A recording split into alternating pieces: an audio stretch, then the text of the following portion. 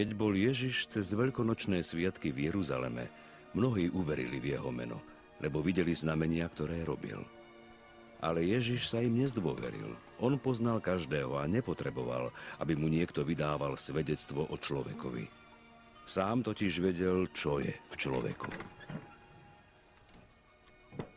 Medzi farizejmi bol človek menom Nikodém, popredný muž u Židov.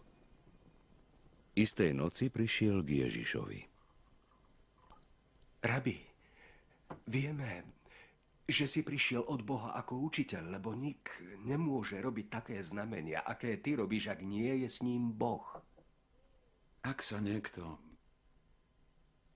nenarodí z hora, nemôže uzrieť Božie kráľovstvo.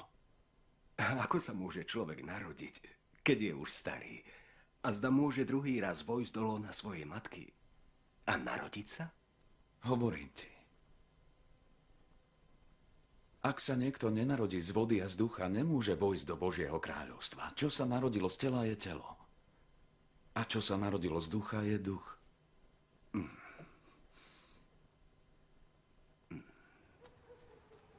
Nečuduj sa, že som ti povedal, musíte sa znova narodiť. Vietor veje kam chce.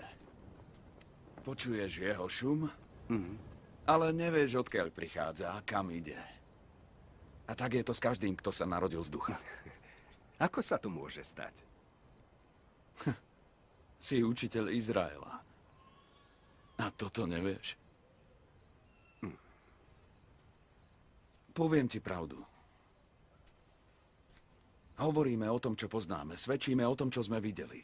A nepríjmate naše svedectvo. Ak neveríte, keď vám hovorím o pozemských veciach,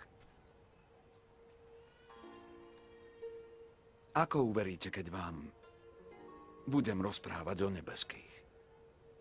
Nik nevystúpil do neba, iba ten, čo zostúpil z neba, Syn človeka.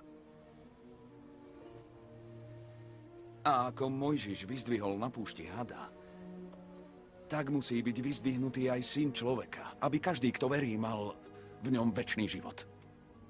Veď Boh tak miloval svet, že dal svojho jednorodeného syna, aby nezahynul nik, kto v neho verí, ale aby mal večný život.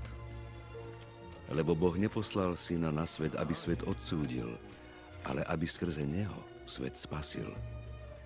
Kto v neho verí, nie je súdený, ale kto neverí, už je odsúdený, pretože neuveril v meno jednorodeného Božieho syna. A súd je v tomto. Svetlo prišlo na svet a ľudia milovali tmu viac ako svetlo, lebo ich skutky boli zlé. Veď každý, kto zle robí, nenávidí svetlo a nejde na svetlo, aby jeho skutky neboli odhalené. Ale kto koná pravdu, ide na svetlo, aby bolo vidieť, že svoje skutky koná v Bohu.